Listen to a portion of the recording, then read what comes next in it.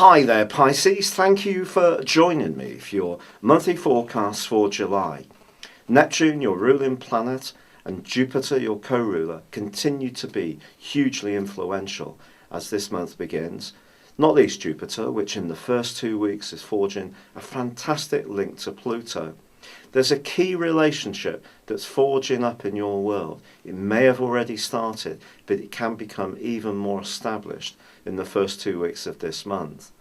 However, when it comes to your professional involvements, especially if you're trying to cut a thrust as a self-employed person or reach a wider audience in terms of raising your profile, Neptune's angled to Saturn all through this month, and in fact all through to the middle of October, suggests that someone somewhere that you encounter may feel that you have a very idealistic view of life, and your plans in their eyes may not be very worked out in a very logical and hard-headed way. So if you are wanting to impress somebody and you want to make it all the way to the top, it is important to mix inspiration and flair, which you're going to have in oodles this month, with an ability to impress those in the know. And I think the trick here, quite honestly, Pisces, is understanding the politics of situations. However much you don't like that, it's the absolute reality that you may need to be grappling with. And once you really have got this, you can start to apply yourself to situations where you can be true to yourself, but in a way where you provide a bit of protection in how you interact with those decision makers that can have such an impact on you.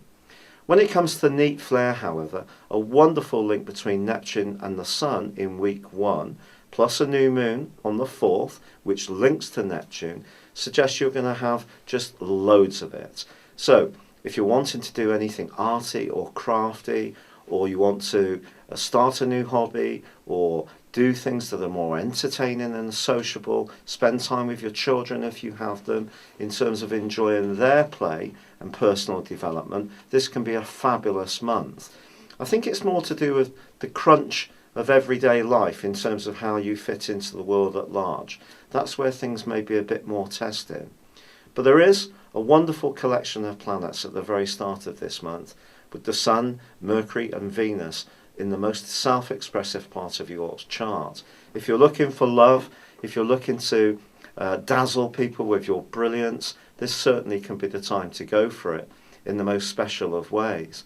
There is a clash, however, between the 5th and the 11th, between the Sun and Pluto.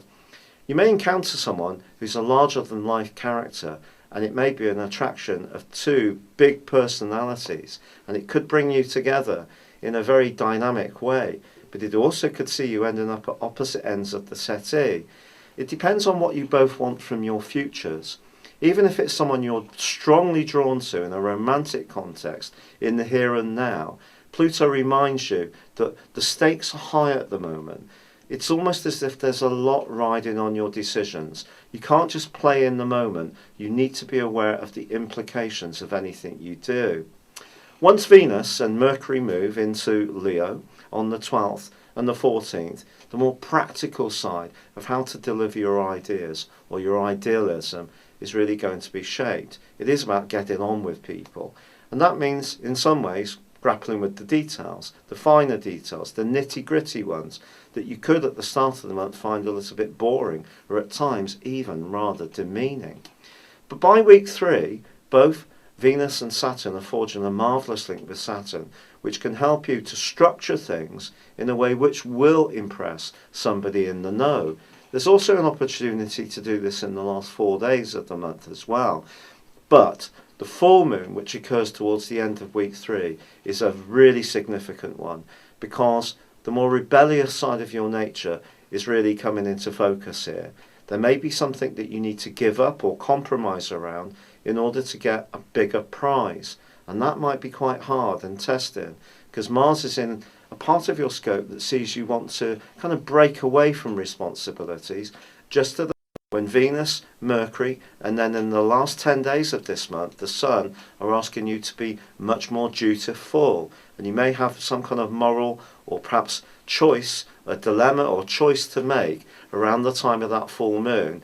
And you may find that There isn't a winner in absolutely every way, that you may have to give up or make some kind of compromise, which proves to be quite critical. But as the month comes to a close, Mercury does move into your opposite sign, and if you need to keep the lines of communication open with someone who can be key to you personally, professionally or socially, that's going to be a very significant change.